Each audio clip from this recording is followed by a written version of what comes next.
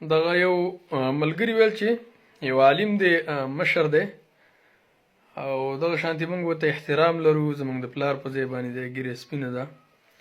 خو سره د دې نه دغه علمي مسله ده نو په دغه کې د کشر او د مشر لحاظ به په دې باندې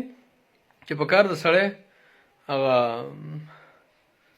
عوامو ته حق ښکاره کړي په موبایل کې تلاوت کوله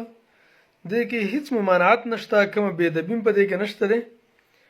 او سړی کولی شي پکې او ښه په صحیح طریقې سره کولی شي د وجې نه دغه عالم صاحب و چې یو کس راته قرآن وړو 4-5 پوښونه یې ورته جوړ کړي وو دا پوښونه چې ورته ویلی کېږي ورته اغوستلی کېږي نو زمونږ علما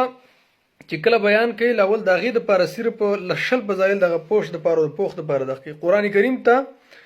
1415 پوښونه دا ورته سړی واچوي خو چې یو سړی د قرآن کریم لحاظ نه کوي په هغې باندې عمل نه کوي دا د قرآن کریم غټه بېادبي ده په حدیثو ته سړی 100 پوښونه ورته واچوي په هغه کې دی بند کړي خو چې سړی په قرآن او سنت عمل نه کوي دا د هغې غټه بېادبي ده نو د وجې نه دغه کې کومه بېادبي نشته دی بیا هغه وایي مولي صاحب وایي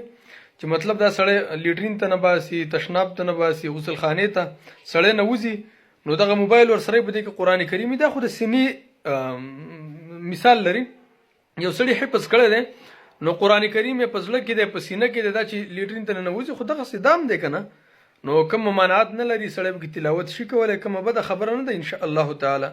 او بله دا اساني هم پکې ده که سړی په سفر باندې رواني